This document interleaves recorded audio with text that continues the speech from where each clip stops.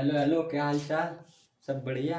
तो हम लोगों ने पिछले लेक्चर में क्या कर रखा था, पिछले लेक्चर में हम लोगों ने एलॉय के बारे में जाना था और एलॉय के कुछ सिंपल एग्जांपल के बारे में जाना था और एलॉय कैसे बनता है, किस किस एलिमेंट से बनता है, जो डिफरेंट टाइप के हमने एग्जांपल लिए थे उसके बारे में हम लोगों ने अच्छे से जान लिया था। आज का टॉपिक जो हमारा है वो है property of solution, suspension and colloid solution का। तो इसमें क्या करेंगे हम लोग, जो सोल्यूशन होता है वो किस टाइप का होता है, हेट्रोजीनियस, होमोजीनियस, उसके पार्टिकल के साइज के, उसके स्टेबिलिटी को, और फिल्ट्रेशन का, उसके टिंडल इफेक्ट के बारे में, इन सब चीज़ों के बारे में जानेंगे बारी बारी से। सस्पेंशन, सोल्यूशन एंड कोलाइड के बारे में हम लोग का ये जो टॉपिक है स्टार्ट होता है। तो जो सोल्यूशन होता है हमारा किस टाइप का होता है, वो होता है होमोजीनियस। हम लोगों ने पिछले लेक्चर में जान लिया था कि जो सोल्यूशन होता है वो होमोजीनियस होता है। होमोजीनियस क्या होता है कि जो जिसे हम लोग एक बार अच्छे से मिला दें तो वो क्या हो, फिर से हम लोग उसको डिस्टिंग्विश ना कर पाए, यानी कि पहचान ना पाए, वो होता है हमारा होमोजीनियस। और जो सस्पेंशन होता है, सस्पेंशन एक्चुअली होता क्या है, निलंबन। जो यूपी बोर्ड वाले बच्चे हैं उनको पता होगा निलंबन क्या होता है, जिसे हम छान के अलग कर सकते हैं, जिसे हम लोग आसानी से फिल्ट्रेशन, जिस पार्टिकल का, जिस सबस्टांस का, जिस मटेरियल का कर पाए हम लोग, उसे बोलते हैं सस्पेंशन। तो जो हमारा जो सस्पेंशन होता है वो किस टाइप का होता है, हेट्रोजीनियस का। हेट्रोजीनियस मतलब क्या होता है कि जिसे हम आसानी से अलग कर पाते हैं, वो होता है हमारा हेट्रोजीनियस। तो सस्पेंशन हमारा किस टाइप में आएगा, हेट्रोजीनियस में आएगा। और कोलाइड, कोलाइड भी हमारा आता है हेट्रोजीनियस में। इसके बारे में हम लोग अभी 2 मिनट बाद जानेंगे कोलाइड के बारे में पूरा प्रॉपर। तब तक यहाँ पे एक थोड़ा सा समरी टाइप में जान लेते हैं। जो दूसरा होता है साइज, साइज ऑफ पार्टिकल। जो सोल्यूशन का पार्टिकल का साइज होता है वो क्या होता है, <1 mm। सोल्यूशन का जो पार्टिकल का साइज होता है वो <1 mm होता है। और सस्पेंशन का क्या होता है, >100 नैनोमीटर। वो क्या होता है, 100 नैनोमीटर से अधिक उसके पार्टिकल का साइज होता है। और जो हमारा कोलाइड होता है वो इन दोनों के बीच में लाई करता है। सस्पेंशन और सोल्यूशन के जो पार्टिकल के साइज हैं उन दोनों के बीच में इसका पार्टिकल के साइज लाई करता है। और जो तीसरा होता है हमारा Tyndall effect. Tyndall effect actually क्या होता है कि जो हम लोग बड़े बड़े कभी कभी देखे होंगे अपने आसपास के जंगल या वन में, क्या होता है कि जब ठंडियों के समय में क्या होता है, जब सूर्य की रोशनी उस जंगल में पड़ती है तो बहुत से एक क्या कह सकते हैं कि एक लाइनिंग टाइप में दिखाते देखते हैं हम लोग। या फिर कोई रूम ले लें, वहाँ पे कोई रूम का एक छोटा सा कोना खुला हो तो वहाँ पे अगर सन की रेज पड़ रही हैं तो उसमें क्या छोटे छोटे पार्टिकल्स मूव करते हुए दिखाई देते हैं, वो हमारा होता है टिंडल इफेक्ट। तो इसके बारे में भी हम लोग आगे पूरा प्रॉपर जानेंगे। एक थोड़ा सा शॉर्ट व्यू में जान लेते हैं। तो जो सोल्यूशन होता है वो हमारा टिंडल इफेक्ट शो नहीं करता है। क्यों नहीं शो करता है कि सोल्यूशन हमारा होमोजीनियस है। होमोजीनियस, जैसे में हम लोग कोई भी एग्जांपल ले लेते हैं होमोजीनियस का। हम लोग ले लिए दूध, मिल्क जो होता है, अगर हम मिल्क को एक डिब्बे में रख ले, उस पर टार्च बारें तो टार्च क्या, वो आर पार उसकी रोशनी जाएगी, नहीं जाएगी। तो इसलिए हमारा जो सोल्यूशन होता है वो टिंडल इफेक्ट को शो नहीं करता है। और सस्पेंशन क्या होता है, वो टिंडल इफेक्ट को शो करता है। और जो कोलाइड होता है वो भी टिंडल इफेक्ट को शो करता है। अब जो तीसरा चीज आती है वो है स्टेबिलिटी। इन सब चीज़ों में सबसे ज़्यादा स्टेबल कौन है, सबसे ज़्यादा स्टेबल है पहला सोल्यूशन, उसके बाद क्या है, कोलाइड्स। ये चीज़ें सबसे ज़्यादा स्टेबल हैं। स्टेबल कैसे हैं कि अगर सोल्यूशन में हम लोगों ने अगर चाय बनाया तो चाय में क्या, चाय पत्ती है, चीनी है, अदरक है, तमाम चीज़ें हैं उसमें। तो क्या करते हैं, अगर हम लोग उस चाय को अगर उसमें से चीनी अलग निकालना चाहें, चाय पत्ती अलग निकालना चाहें तो क्या निकल पाएगा, नहीं निकल पाएगा। तो इसलिए क्या होता है, सोल्यूशन वो होता है स्टेबल होता है।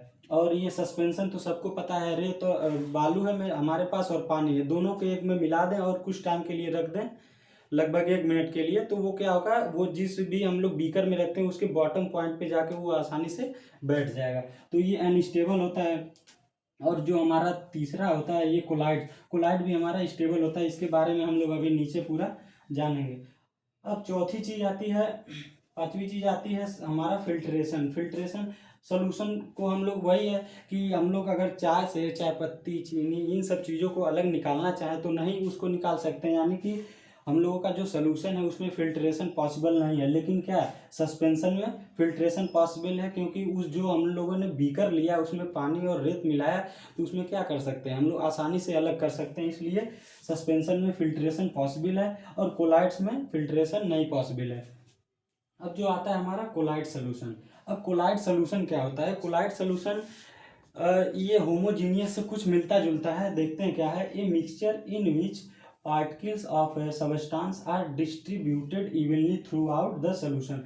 ये जो इवनली है, इवनली थ्रू आउट, ये हम लोगों ने होमोजीनियस मिक्सचर में कुछ पढ़ा था, कुछ इस तरह के टर्म यूज हुए थे। तो एक्चुअली यहाँ पे जो ये क्या होता है कि होमोजीनियस होते हुए भी कोलाइड सोल्यूशन, ये लास्ट टाइम में आप देखेंगे हेट्रोजीनियस नेचर में हम लोगों के पाया जाता है। जो इसका दूसरी प्रॉपर्टी है, particles of a colloid are larger than that of the solution. जो कोलाइड सोल्यूशन का पार्टिकल है वो अपने ही सोल्यूशन से क्या होता है, उसके पार्टिकल का साइज बड़ा होता है, और वो अपने ही सस्पेंशन के साइज से क्या होता है, स्मॉलर होता है, यानी कि छोटा होता है। और जो तीसरा पॉइंट आता है इसका, therefore a colloid appears to be homogeneous but actually heterogeneous in nature. हमने बताया ना कि ये होमोजीनियस होते हुए भी ये क्या करता है, हेट्रोजीनियस नेचर रखता है। इसलिए यहाँ पे हेट्रोजीनियस हम लोगों ने लिखा है, इसका मेन रीजन यही है। अब जो हमारा कोलाइड सोल्यूशन होता है इसमें दो टर्म यूज होते हैं, एक होता है डिस्पर्स्ड फेस होता है, एक होता है डिस्पर्जन मीडियम। ये कोलाइड सोल्यूशन का एक टर्म है, तो उसको जानते हैं। डिस्पर्स्ड मीडियम क्या होता है और डिस्पर्स्ड फेस और डिस्पर्सन मीडियम, इन दोनों को हम लोग बारी बारी से जानते हैं। जो चीज़ डिस्पर्स हो जा रही है वो हमारा क्या होता है, डिस्पर्स्ड फेज होता है, और जिसमें डिस्पर्स हो रही है वो होता है डिस्पर्जन मीडियम। ये नॉर्मल हमने यहाँ पे डिफिनीशन लिख रखा है कि डिस्पर्स फेज क्या होता है, the phase that is scattered और present in the form of colloid particle is known as dispersed phase.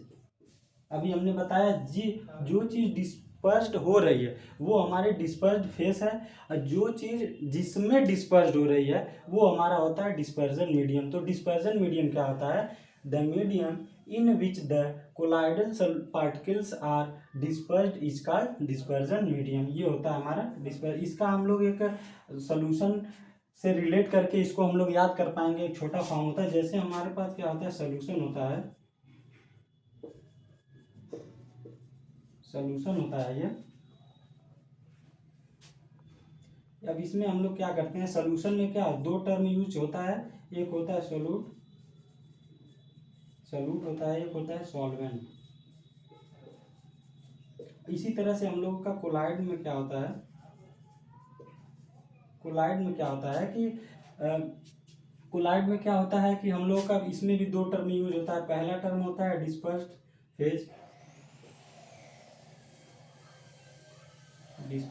Phase, और दूसरा क्या होता है, डिस्पर्जन मीडियम।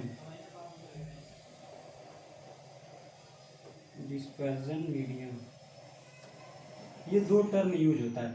अब ये क्या होता है, ये जो कोलाइड्स के दो, जैसे हम लोगों ने सोल्यूट क्या जाना था कि सोल्यूट वो होता है जिसकी क्वांटिटी कम होती है वो सोल्यूट होता है, और जो सॉल्वेंट होता है जिसकी क्वांटिटी अधिक होती है वो हमारा सॉल्वेंट होता है। तो ये क्या करता है, कोलाइड के जो दो टर्म यूज होते हैं, डिस्पर्स्ड फेज और डिस्पर्जन मीडियम, ये दोनों इसी से सोल्यूट और सॉल्वेंट से रिलेट करते हैं। कैसे, ये जो हमारा डिस्पर्स्ड फेज है ये क्या करता है, ये like as a solute component. ये जो डिस्पर्स्ड फेज होता है वो हमारा सोल्यूट के कंपोनेंट की तरह यूज किया जाता है या ट्रीट किया जाता है, और जो हमारा ये डिस्पर्जन मीडियम है ये कैसे, लाइक एज सॉल्वेंट कंपोनेंट।